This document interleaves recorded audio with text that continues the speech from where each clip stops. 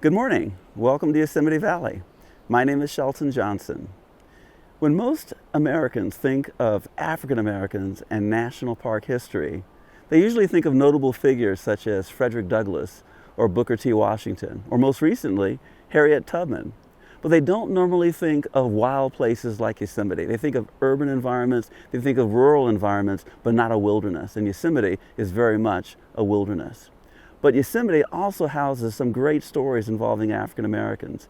During the gold rush, there were African Americans in the foothills of the Sierra who were panning for gold, trying to strike it rich just like everyone else, but they had other things to purchase, such as their own freedom, potentially.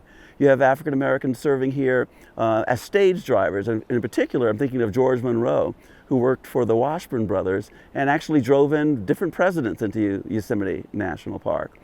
And then during the New Deal, under Franklin Roosevelt, there were African Americans who worked for the Civilian Conservation Corps right here in Yosemite Valley, repairing and building infrastructure in Yosemite. But the most important story, not that those other stories aren't important, but the most important would involve the Buffalo Soldiers. These were African American cavalry and infantry troops who served as some of the first park rangers right here in Yosemite as well as Sequoia National Park. Here in Yosemite, they built trails. They were responsible for building the first nature trail or first museum in the national park system on the South Fork of the Merced River in the area known as Wawona. And it was just something pretty simple in design. It was just a trail along the South Fork of the Merced with plants labeled in both English and Latin, but it's considered today to be the first museum in the national park system. And then in Sequoia National Park in 1903, the Buffalo Soldiers built the first usable wagon road into Sequoia's giant forest, the most famous grove of giant sequoia in the world. So with those contributions, you think they would have been remembered, but they were forgotten. And so for quite a few years now, myself and my predecessors have brought that story back. That story is now known nationwide and even around the world to some degree.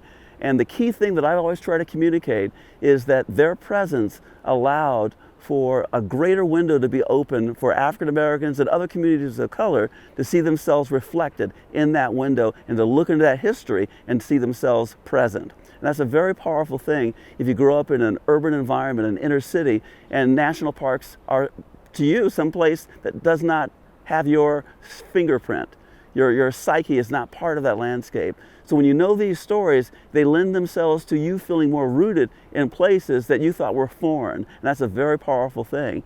And so when I'm here in Yosemite, I'm always thinking about my predecessors, the Buffalo Soldiers who built those trails, who patrolled the high country, who made certain that the poaching was limited, who made certain that people were safe, who basically created a presence of law and order in a lawless West. That's a very powerful thing and a very powerful contribution to our national parks and to American history. So if you get to Yosemite, you get to Sequoia, ask about the Buffalo Soldiers, ask about some of the first park rangers, and then when you see a ranger and he or she is wearing a hat like this, that's where this hat came from. It came from the campaign hat that was worn by the cavalry troops who were here, the cavalry hat that was worn by the Buffalo Soldiers.